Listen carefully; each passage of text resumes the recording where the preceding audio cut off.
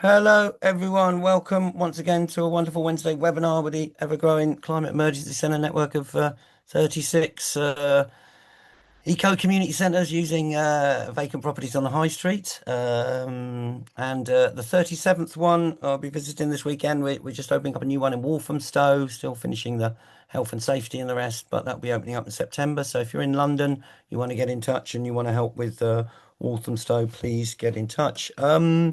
CECOutreachteam@gmail.com. So tonight we have John Bowey, who's an incredible veteran filmmaker, and he's working on a Climate Restorers series. He's talking about climate in a time of conflict, and he's been in Ukraine and working with climate resilience groups over there. Thank you so much for coming, John. I think a lot of people can learn a lot from you tonight. So over to you. Thank you very much. Over. Great, thanks a lot. Okay. Well, just top of the agenda. I'm not a scientist. I'm a filmmaker. I'm used to I'm used to fiction, but we've kind of handed that over to Fox News. So I'm kind of focusing on documentaries now. Sorry, I just dropped my book there. 2 years ago, I think it was almost 2 years ago, we were releasing 4 one-hour films that we'd produced on climate restoration, which is looking at different ways of drawing down carbon that would complement people reducing emissions. And whilst I was there with my wife and co-producer Phoebe.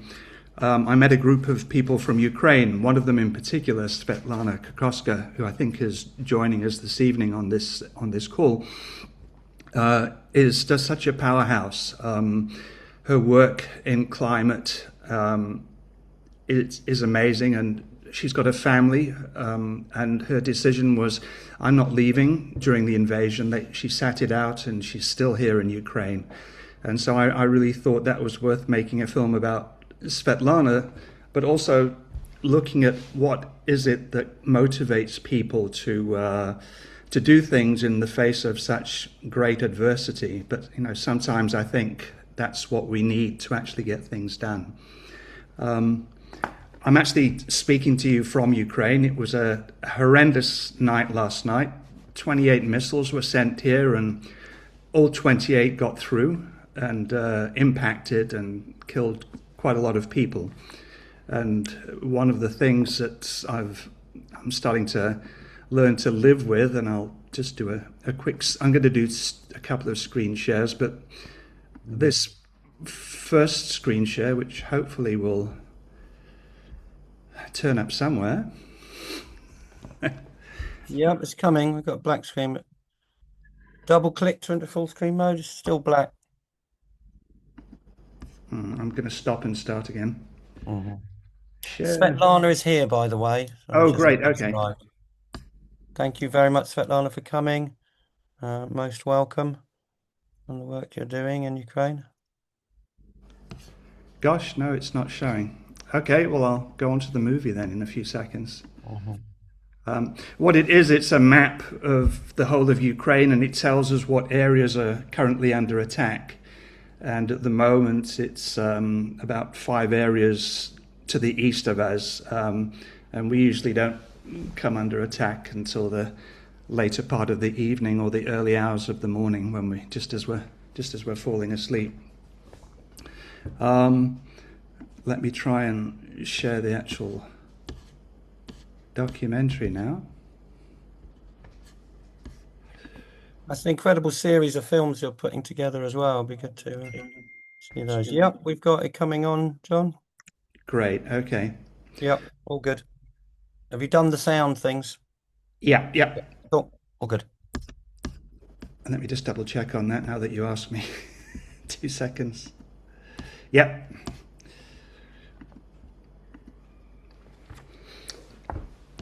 Okay, I hope you can read the text there, the verbiage and stuff, but the reason I'm making this film is that I got so frustrated with making films in comfortable places for people in comfortable places, and going to COP and other events and just seeing paper being shuffled around the table and not too much happening, and then frustration with backsliding on climate commitments due to whatever, data centers or even war itself. And people have been using war and conflict as a reason that, how can we even think about climate when such things are going on? But really, there's no more important time to be thinking about that.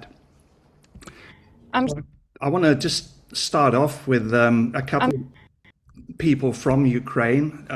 This first two people are working on circular economy. They do everything from sorting your garbage to breaking down plastics and doing all kinds of stuff. And you think, is there really time to do that during a time of war? But a circular economy in a time of conflict where you need everything could never be more important. I'm here because I want to be here. I want to live in this country. I want to develop it, and that's why I'm part of a lot of very nice big projects which help our community, our country to be better, to help citizens, to help Ukrainians to feel themselves comfort here. That's why.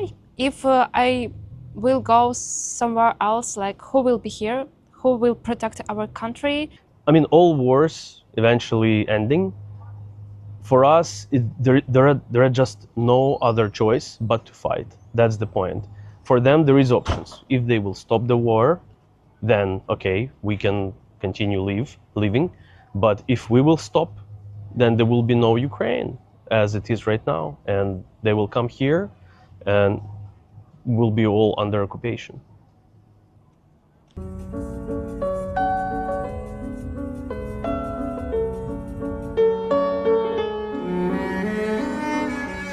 In these times, it's easy to be distracted by the immediacy and violence of conflict. War demands attention. Climate unfolds more slowly. But the two are deeply entwined. This is a tale not of two cities, but of two worlds entangled into one.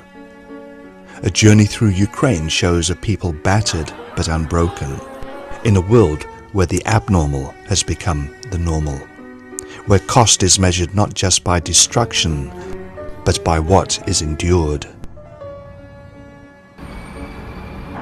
Fast, vibrant life partners with loss and hardship. Young bright things step forward for freedom, often to be snuffed out. It's a land filled with hardship, fatigue and sadness, innovation and pride. It's a land where nuclear power stations are targeted and nuclear bunkers are built in schoolyards to shield from what some believe inevitable. But where central systems fail, renewable, decentralized energy becomes a question of survival.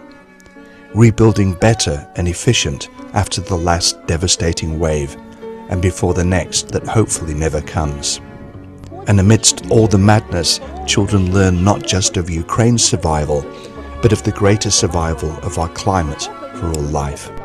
This is a film about destruction, adaptation, and lessons we cannot ignore.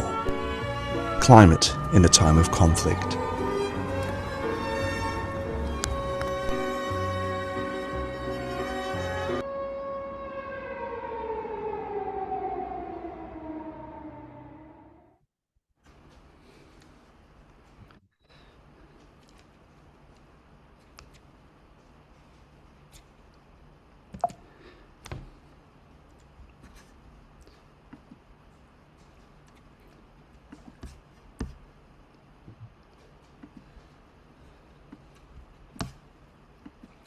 Okay, so these are just some of the clips that I'm going to be covering. I'll be stopping and starting as I go because I'm terrible at PowerPoint. It's easier for me just to put a quick video together. But I haven't really fully started editing the film yet. I've just put a number of trailers together to give people a kind of a taste of what it is that we're doing. But these are some of the elements that we're covering: food security, building back better, which is a bit of a catchphrase, I know, but it's significant here in Ukraine. Microsystems replacing centralized systems that have been attacked by Russia, youth climate awareness, adaptation, which is significant, where the abnormal becomes the normal in good ways, but in some pretty horrific ways as well. And also the circular economy, which I didn't really do justice to Ivan and Svetlana's work that they're doing. I'll keep going. It's powerful stuff. Thank you, John. But first, I just want to give you a bit of context here, because this is like, yeah, here we go again with Russia, and you'll see what I mean. To understand Ukraine today, it helps to understand its past. In his 1905 book, The Life of Reason, George Santayana wrote, "Those who cannot remember the past are condemned to repeat it." It may be true, but that's easier said than done when you're in a land rich in resources and eyed by ruthless neighbors. This is a nation that has repeatedly endured invasion, famine, war, and catastrophe. In 1240, Mongol armies destroyed Kiev and slaughtered its people. In 1932, Stalin's man-made famine, the Holodomor, killed an estimated 4 million people. And World War II claimed around 8 million. In an act of desperation, the retreating Germans indulged in an orgy of destruction. Kiev, the old capital of Russia, mother of Russian cities, has suffered brutalities far greater than anything the Tatars did in the Dark Ages. And then the Russians returned. Today, on a summer's afternoon in Kiev, cafes are busy, parks are full, and families go about their daily lives. It's a city living between moments of normality, but under the constant possibility of drones and missile attacks. To an outsider, the calm can seem surreal or extraordinary. To the Ukrainians, this is just a part of their history and their DNA.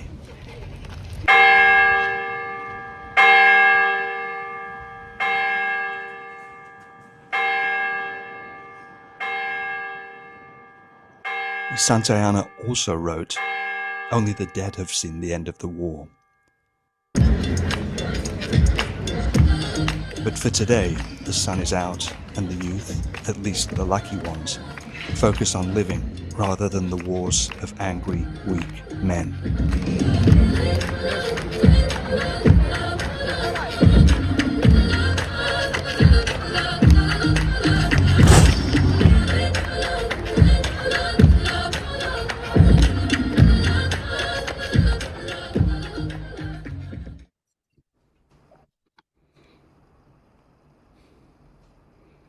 Сосна починає вже випадати і формуються трав'яні угруповання. So Professor Yakov Diduk, amazing professor, and he did some major work on the Kakhovka Dam ecocide back in 2023, I think it was, where they attacked the dam.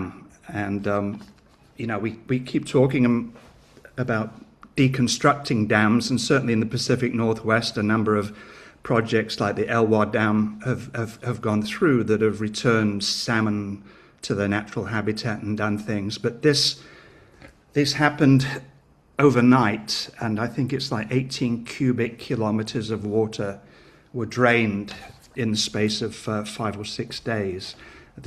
It was catastrophic. But here he's in a forest just on the outskirts of Ukraine, talking to youth about adaptation and basically how plants and vegetation is changing here significantly, how things are moving north with the temperature change. Водних екосистем. Це все перекладає. Плюс зміни клімату, які впливають. Може, не всі це там спостерігають, як я їду в експедицію, я відразу бачу, дивіться, от є дерева, які нормально росли, вже вони суховершать. Оці реальні зміни клімату ми вже бачимо. І тому оцей комплекс проблем, пов'язаний з кліматом, з війною пов'язаний, з антропогенним фактором, з тиском, викликає дуже багато екологічних проблем, на які треба шукати відповідь, і саме головне доказати. I'm personally from eastern part of Ukraine, from Lugansk region, and I working a lot in Krymsky forest, which now on the front line, and for me, see this pinus forest and these forest types in its good conditions in nature, it's also a little bit heartbreaking, because I know that my forest on the eastern part of Ukraine are totally destroyed.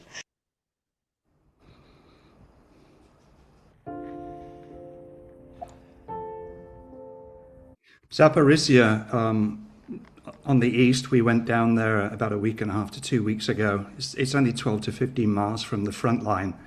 A lot of people are being killed there on a daily basis, indiscriminately, drones coming in. But the work that's being done there is amazing.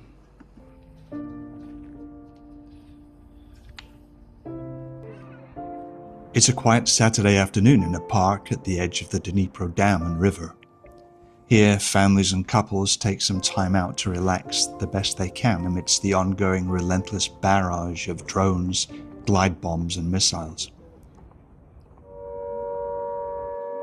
Sirens sound out, and in the distance smoke rises from impacts. People seem indifferent to the warnings. Nature and sunshine combine to create an illusion of safety, until it isn't.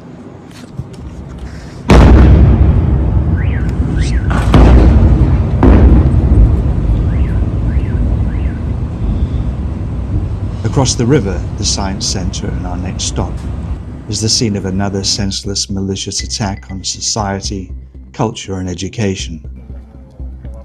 Mykolaiv, a cultural city guide in Zaporizhzhia, takes us around the remains of the city's science center, the venue where Svetlana was to present to young children. It was hit just 2 weeks ago.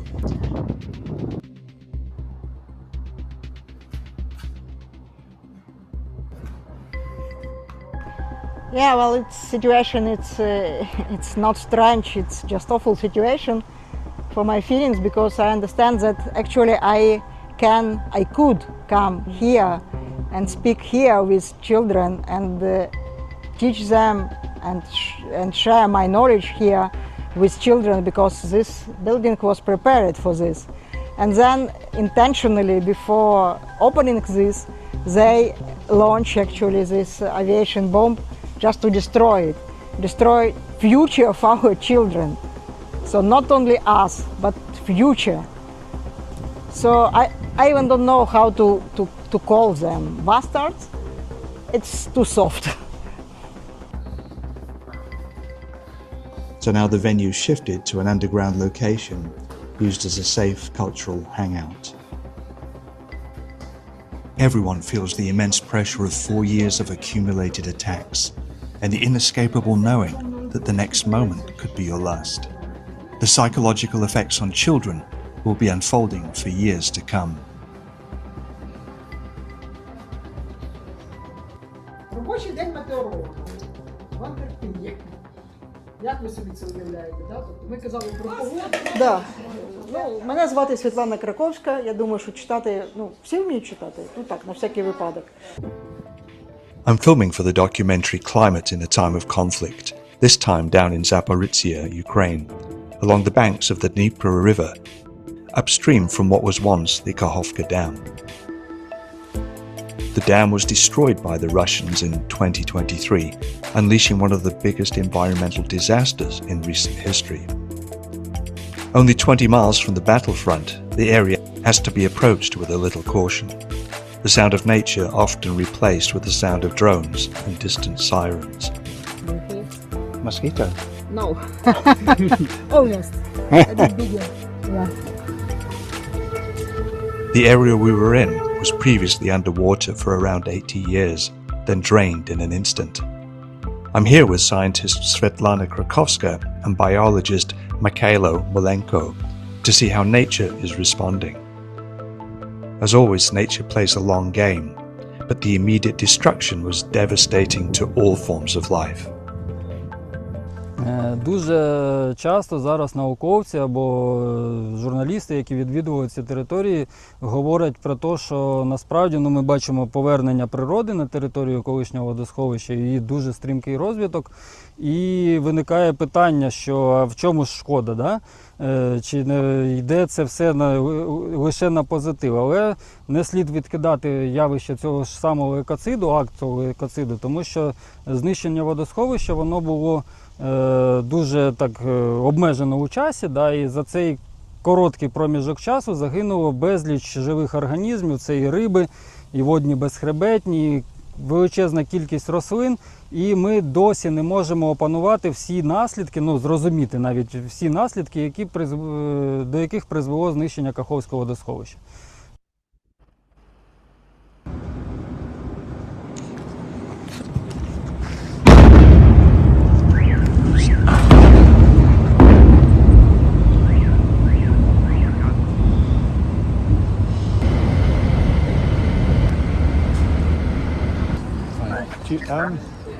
Do you speak any English at all? I speak excellent. Unfortunately, it's the only language that I speak. Oh, okay.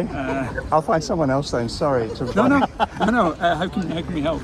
We're just trying to work out the train to Zaporizhzhia. I mean, to Kiev has been cancelled. It's delayed by an hour. Oh, okay. Yes. Only 1 hour?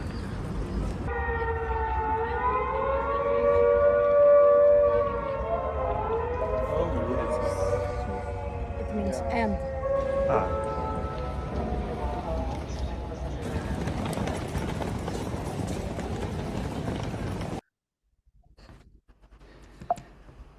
I just put a bit of travel in because the trains and buses are such a part of people's lives. Obviously, there's no air transport in the country at all. Everything happens by train or buses on the main roads, but they're becoming more and more targets for drones, and we had to evacuate the next train that we got on, I think it was, or the one after.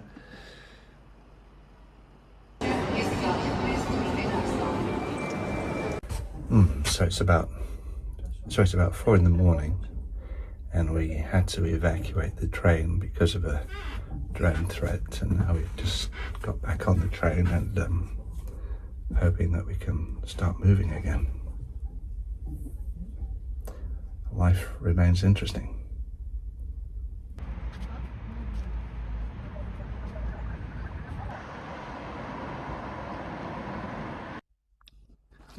This was one of the other trains that was leaving at around about the same time as us, I guess.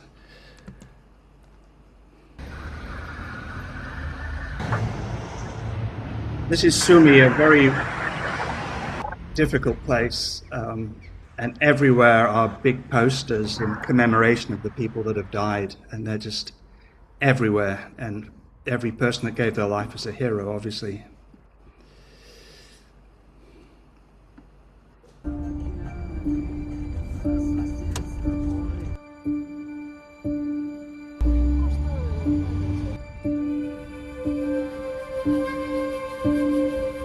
You can see it's razor wire all the way along the side of the road, plus all the anti-drone netting. They're building 4,000 kilometers of it.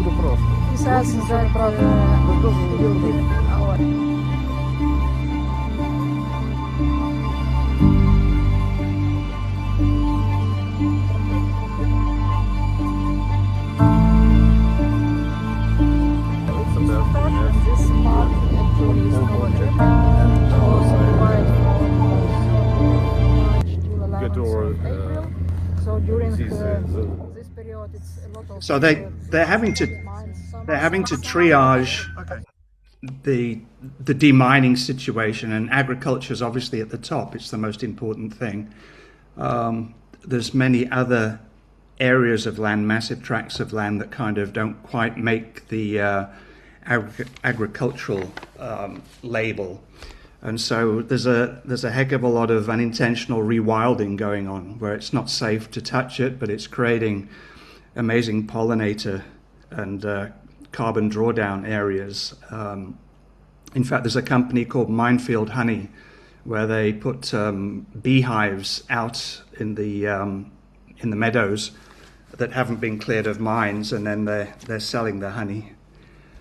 It's a bittersweet story. This video from the plant, which is the largest in Europe, shows the heavy strikes. As I say, these are all just clips that I've put together. It's not a finished From a edited couple of film. hours ago and resulting fire. At one point, Russian troops opened. What I'm saying here is that with Russia attacking central systems, the need for microsystems becomes essential. There's no way around it. And so it's a bitter irony seeing that people are switching to accelerating their switch to clean energy because of the Russians.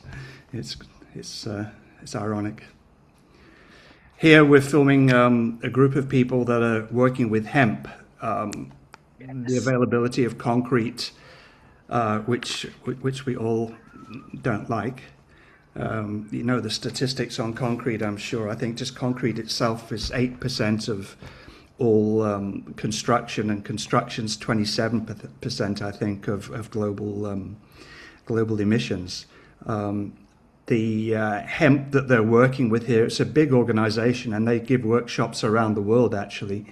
And the hemp, it's fire resistant, it's damp resistant, it's no carbon, it's amazing material. And it's wonderful. John, do you know what they're called, the hemp group? Because in my book, hemp's like one of the #1 climate solutions. Food, fiber, fuel, medicine. You can build out of it. You can run your cars on it. What do you know what the name of the group is? Yes, Hempire. I'll send you their details. Yeah. Right. It's good to see. Empire.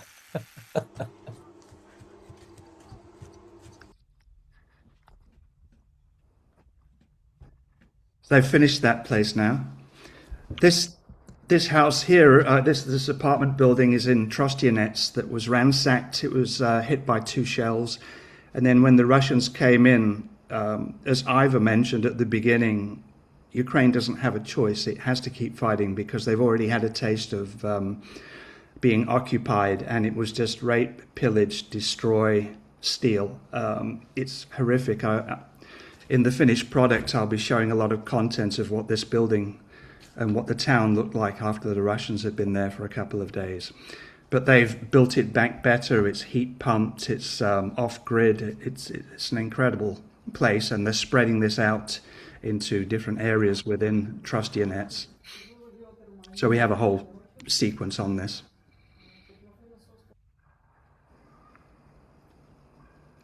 This is a bitter-sweet story as well. As conflicts continue to grow around the world and vie for media attention, Ukraine quietly moves forward. It's a war on many fronts, and one of the fronts I witnessed was the battle for preparedness, planning for the possibility of nuclear attack. Not so much from nuclear weapons, but from missile attacks on nuclear power plants, as happened in 2025 at Chernobyl. This nuclear shelter is designed to protect 175 children and teachers for 48 hours from the most deadly radiation. A great piece of work here, but pretty sad that it has to be this way. Yeah, absolutely. I'm really have 2 feelings.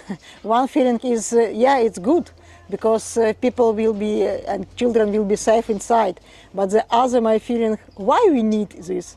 Why our children need to spend their life underground? I would say that it's not acceptable, but unfortunately the reality is that this, especially this part, it's really close to Russian now and close to nuclear power plant. And children here, to stay here with their families, they need such kind of bunkers. Well, maybe it will protect us not only from nuclear war, but from climate change as well.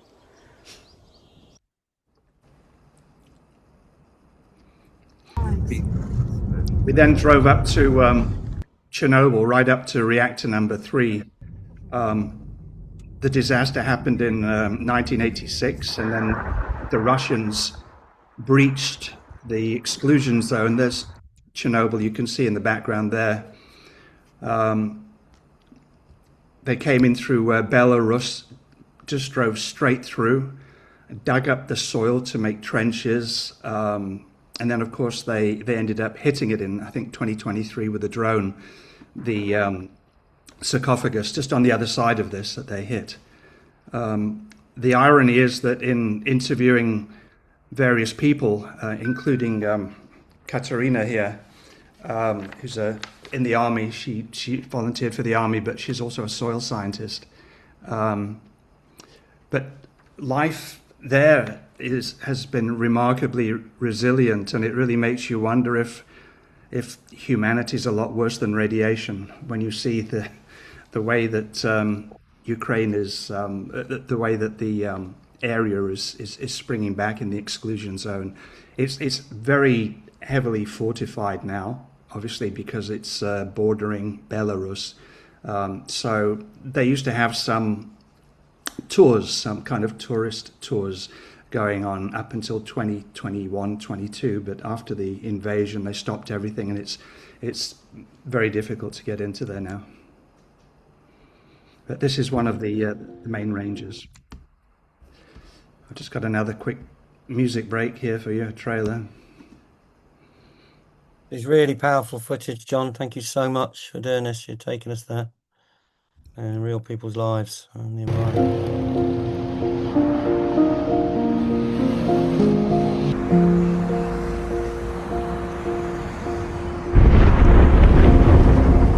So this isn't a tale of two cities, it's a tale of many cities with a range of rhythms and moods, depending on the time of day, year, or weather.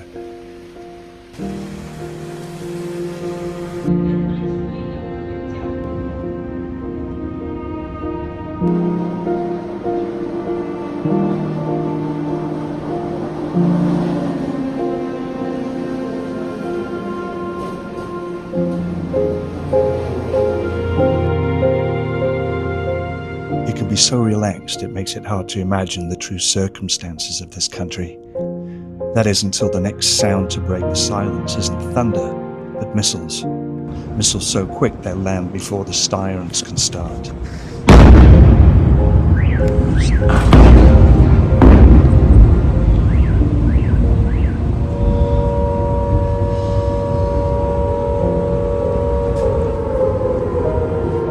In the morning, brings the same commuters, the surviving commuters, scanning social media for the latest updates. They may have missed the missiles, but nobody really escapes.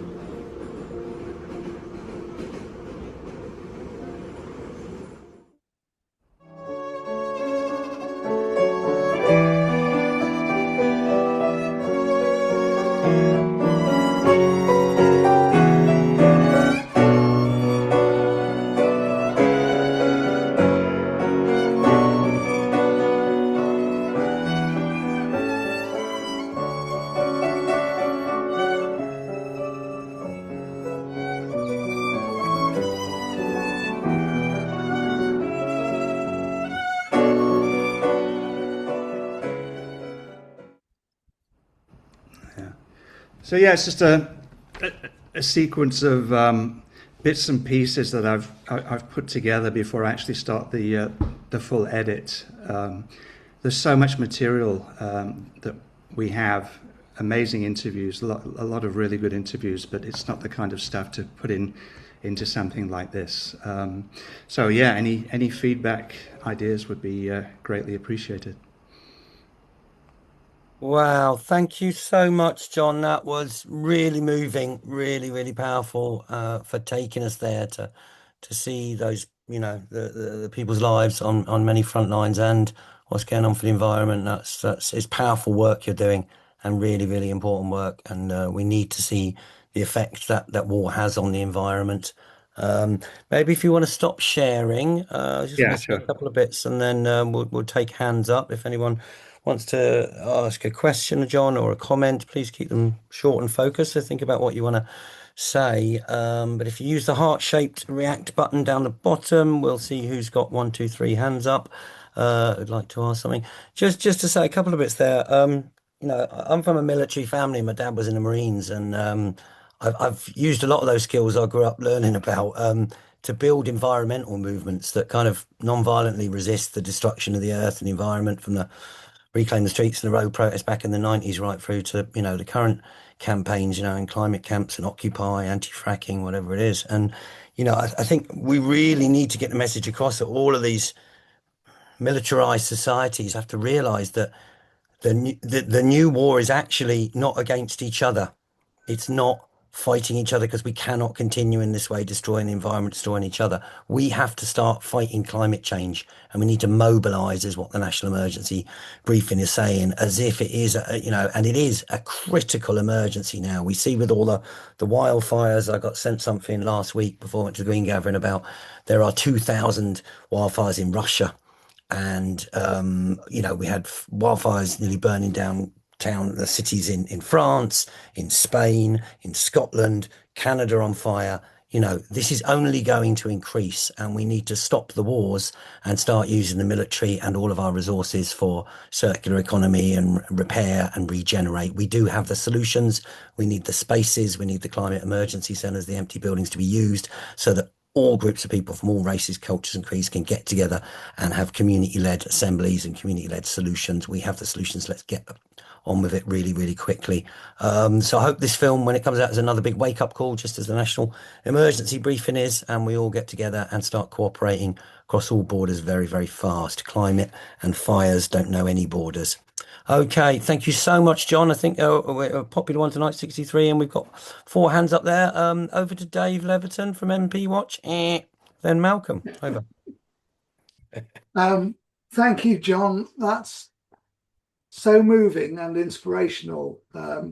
What you're doing and sharing with us is really impressive. What do you think are the biggest lessons that we in the UK can learn from what you've seen in terms of their incredible coping strategies in the Ukraine? I think that, adaptation is what's taken us from the pre-ice age to through the Holocene to where we are now. It's been our friend and it's been our worst enemy in many ways.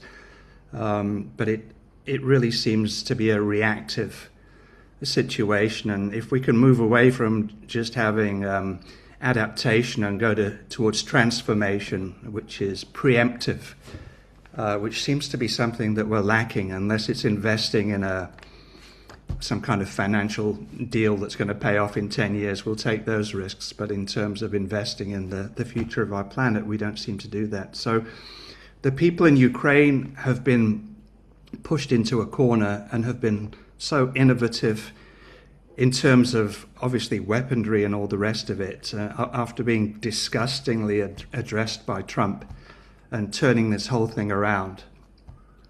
But in terms of climate, there's so many things that you need to do to survive, which we're going to end up having to do anyway.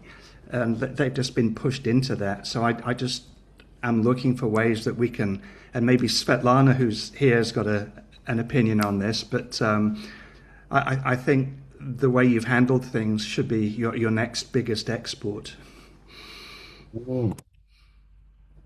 Thank you, powerful. Do you want to check if Svetlana wanted to say something, or we'll come to my Svetlana? Thank you so much for coming and the incredible work you're doing.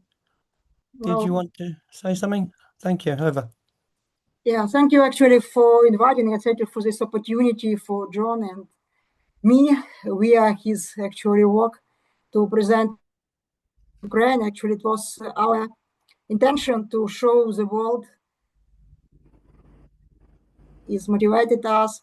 So I did and still do my best to present country not only good, let's say, thing, but John actually experienced here different ways how we live here. In fact, yeah, I guess we can provide many lessons to other people, starting from the very beginning of the full-scale invasion, when we had some political, let's say, discussion or some other stuff inside the country. But when we were invited and this invasion of Russia started, we all were united, and it was the only coping strategy actually to survive for us, because everyone just said we have 3 days. So it's almost, this fifth year, and we still understand that we have problem inside the country, but in order to, to survive, we need to be united in country. And so this one, what we can provide is lesson for other world, just to be united in the battle with climate change, actually battle with ourselves, after all. Well, I can say many things actually, but I'm pretty sure that John in his film will show this. Well, thank you so much for the work that you've been doing, and I understand that the citizen-led. You won some awards and been presented by Zelensky. Can you see anything about the citizen-led science that your groups are working on? How can citizens get involved with helping scientists to work out what's going on and maybe taking action to help? Well, it's yeah. I mean, I guess our citizens, they need to be educated, as in many other countries, in fact. So first of all, they need to know more about climate systems. So actually, yesterday I had interview for our TV channel about El Nino. So I mean, and about other climate actually hazards or weather hazards we have, as well as in many other places. And when we actually, I remember my first time out of the country after invasion, for example, with a thunderstorm, and it was like a bomb. So I was immediately on the ground. So, I mean, our citizens, they go through so many other stuff, and I try to communicate them via what we experience now. So we are this bombing. I just say, look. Actually, if remember, my previous interviews, I said that climate change is worse than terrorism. So that was one of my message, in fact. But now I'm not so sure, because we have terroristic state, which can make much more big, harm to everyone on the planet. So this is the problem at the moment, that we have. Sorry. Sorry. I still have some work to do. So, I mean, all our citizens, they have now a lot of work to do. And how they support scientists? Well, listening them, inviting us to speak to them, and trying to do, because I say, okay, we should think globally, but actually act locally. So this local action, they are really essential. I try to speak to them that they are powerful, notwithstanding the war. They can do many things. So they can install solar panels. They can actually provide this energy independence for themselves, and it will help actually our country as well. So if they will survive, our country will survive. So that's the message again. And recently again, I was invited for training of journalists. So journalists were our Ukrainian journalists. They asked me how to communicate messages about energy effectiveness.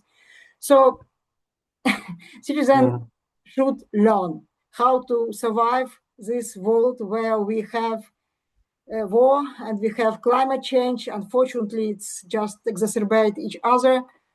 So our people need to learn very fast, and from very beginning. It's much easier to actually to teach from children. So that's my strategy actually, to go to children, to youth, and because many, unfortunately, most I would say, unfortunately, people who just used to live in such way, it's very difficult for them to change the way they were living, tens of years. But among them, I have many other which are more, more progressive, let's say, so they can lead people around just in neighborhood. So anyway, I mean, I try to speak to everyone whom I see around me in Ukraine and actually in other places across the globe. So in this way, I try to encourage all to be involved in this battle. That's beautiful. Thank you so much. Really important to work with the youth and all ages and talk to everyone. I'm a networker, and it's what we've been doing since the 92 Rio Earth Summit is keep networking, keep talking to people, keep sharing info. Thank you so much, Svetlana. Keep in touch. If there's any solidarity ways we can help, let us know. Coming over to Malcolm Dyer and then Ian Kerr. But thank you so much for the work you do, and any help we can give, let us know. And Phoebe's put up a crowdfunder for the film. Please network it, folks. Thank you, Svetlana. Malcolm, and then Ian Kerr, then Savannah. Good evening. My name is Malcolm Dyer. I work with Mamta Ito on the Nature's Rights Bill in the House of Lords. Our line is to change the law. We've reached the point now where Darwin's first law, survival of the fittest by process of natural selection, is driving the earth to catastrophe because we're fighting each other and cutting each other's throats. And as our resources that to support us shrink, as we throttle nature, we throttle ourselves. So you have to bring in the law, because without law there is chaos. That is another basic fact of the human condition. And I'll put it to you that unless we act to change the way in which we think, in a new way of Renaissance thinking, a second Renaissance in how we see ourselves, we must take ourselves from being mankind in the old Renaissance to humankind, take the sexuality out of it. We are all living together. And then we take it on further to say that we're not aside from nature. We're not masters and mistresses of nature. Oh, no, no, no. There is no God. We must be part of nature and accept ourselves as being within nature, and nothing more and no more significant than that. And once we get to that realization, then we can see that we have to act to conserve, protect, and give our living planets a living future. So that is why I work on the law, because the law determines human conduct. I don't know what John would think of this. He might think I'm completely mad, and that Mumton and I should go and hide away on an island. But that's good stuff, Malcolm. You're right. Well, maybe get John, if you can check back, and we got a couple more people. But you're really on it, Malcolm. It's what we need to do. Ecocide law, change things. John, did you want to say something there, or we're running a bit short on times, Malcolm? No. I concur absolutely. Yep. That's what we need to do. Ecocide Foundation, change the law, international law to be respected. Thank you, Malcolm. Ian Kerr in Derby, and then Savannah. Thank you for waiting patiently. Yeah, some while ago I was working on mine detection, whereas your film was showing effectively mine removal. Is there still a problem with mine detection? Because I understand the Russians are using mines with no metal in them. You know that story about inviting Dracula in? And it seems like a good idea at the time, but then it's not quite such a good idea. They're working with Palantir to a degree, because the software that is AI driven, that is able to recognize patterns in the ground. So it's not a traditional approach to, this is how I understand it anyway, it's not a kind of metal detect detection, two-dimensional process. It's just taking masses of imagery, recognizing patterns and areas, and they're using that to break out the types of mines, because there's so many different types of mines, from the big tank ones all the way down to the small clusters that look like wrapping paper almost from a chocolate bar. So yeah, they're doing that, but it's really expensive. And so using these drone machines that I saw in action there, they just set it off, it goes, and it hits mines every now and then, but it's strong enough at the front that they just replace the main push thing and put a new one on and then keep going. But it seems to be the most effective. Thank you, John. Savannah Bowey, thank you very much. Do you want to go for it? Have to unmute. Oh, you're on mute, Savannah. Yeah, Oh, there I you go. know. I've been working in tech for all these years, and you'd think I'd know how to unmute myself. This is a low point. Sorry. Go for it. It's all good. Hi. I know I'm John's daughter, but seeing this for me is still deeply emotional. And hearing Svetlana speak is just kind of once again recognition of the, unwavering kindness, unwarranted resilience, and just true empathy that is being exhibited by a group of people that shouldn't be put in this position in the first place. But one of the questions I really had for Svetlana, particularly talking about the Science Center and working with children, was how are you finding that this concept of climate and, climate emergency, climate restoration, climate, increased focus needing to be on that. How are you finding that that's landing with children who are trying to balance the horror of what they see every day with trying to learn about saving the planet? So I can rephrase that if that's a bit convoluted, but just to kind of summarize that, how are you managing to kind of drive that point home with these children when, they could, and I hate to say it, face these explosions at any point? Well, thank you actually for your words. It's really very very good to know that we are listened. We are that people still can support us, and we are not alone. So it's really very important for every of us. And I will send this message to many people in Ukraine, in fact. So because they in some ways they were really desperate, especially when we this night when we had all these missiles over our heads and nothing to do with this. So you can just pray, nothing more. Well, it's some kind of lottery, and John knows now how it is. Well, about children, it's we need we learn that we will survive. Anyway, we will survive. I mean, we don't have any doubt on it. We understand that we not all will survive. So this is the problem. So, and since we not all will survive, but anyway, we need to give those children hope that when one day it will stop, but unfortunately, climate change will not stop. So, I mean, they will go from one crisis to another crisis. And it's very difficult actually to give this hope in this world, especially for me, when I saw so many difficult situations across the globe. So, but in other words, I saw this hope in other places as well. I traveled. I actually counted. It's 70 countries.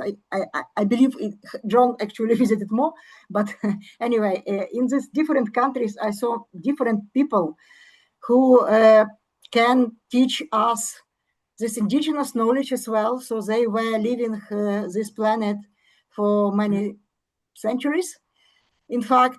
And what actually Malcolm said, I found it in myself. So we usually say we and nature. but I just discovered that we are nature. So when we speak we and nature, we separate ourselves from nature. But in fact, we are part of this nature. And when children start to understand it, that they are this nature, so they start to think in another way. They start to actually relate to this nature in other way, and they consider themselves as part of nature. And this is what I want to teach these children. And if even one of 100 will learn this, I believe it's really more and much and really big actually achievement of any of us, because after he will actually spread this to other their teenagers or other young people. So that's my strategy. Wow. Thank you so much, Svetlana. That I think we've got to paint the massive banner and raise awareness with all the youth that we are nature. We've done a lot of events over the years where we raise awareness, and we need to do events that bring together young people and old people and all ages. I heard of a sound system crew in Ukraine. There was a news item. We've done a lot of parties where you get a few thousand people together in a warehouse, and there was a Ukrainian sound system crew who were going to villages that had been destroyed during the war, and the war had moved further away. And they came and they had a big party. They put the sound system on. They started clearing up and fixing up, and carpenters came and roofers came and gardeners came, and they started fixing the places up. People have the power when they come together to repair things and to regenerate things. And if anything, we all need a message of hope that we can, clear up after disasters and after the war, and that there can be a better future if we all cooperate. And we really need to cooperate very, very fast. I think just one thing I want to bung in there at the end, and I think we'll come over to John for parting comments. We're working as the Climate Emergency Centre Network. We're an activist network since 1992. Many different movements now, the Climate Emergency Centre Network movement, but there's now 36 of these centres using empty shops on the high street, and we're working with a group called the Cooperating System.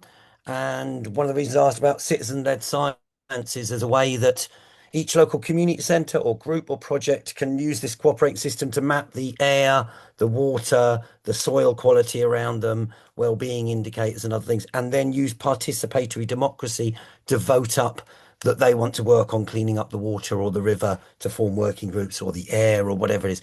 We need this going on all over the world, that we all need to get the data and the information, like you're saying, the youth awareness of what's going on, and then we need to start working on these actions. So I'll stick it in the chat, cooperating system. Thank you so much to Svetlana for beaming in from Ukraine, and to John. Maximum respect for all you and the peoples are doing. Over to John for parting comments, summary. Anything we can do to help, please network that crowdfunder. If there's one action you can do, folks, it's just take those 2 crowdfunders, copy them.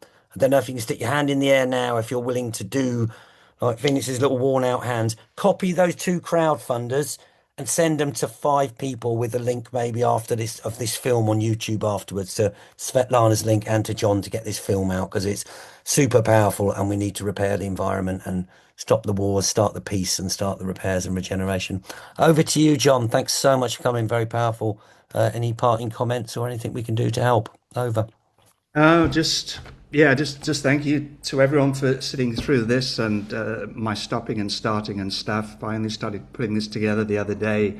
I'm lousy at PowerPoints, and so this just seemed to be an easier path for me. But I can't underestimate the danger of being here, and I can't underestimate the courage of everyday people here. I'm going to be here for another week. We're going down to Odesa tomorrow, which is a pretty dicey place. But people say, "Wow, why are you going to Ukraine? You must be crazy, or you're brave or something."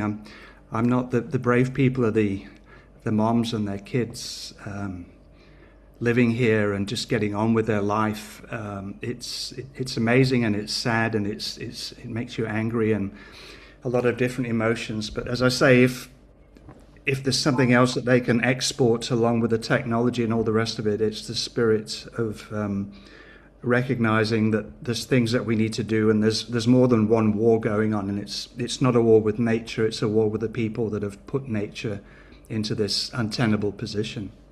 So yeah, thank you so much, appreciate it. Thank you. We'll share this out. Please like, comment, share, and network this YouTube. And someone's asked if we put the crowdfunders inside the YouTube. All right. Take care wherever you are, folks. And thanks for coming and network it. Network that crowdfunder. Keep taking action every day for solutions. Build a better future. Thank you.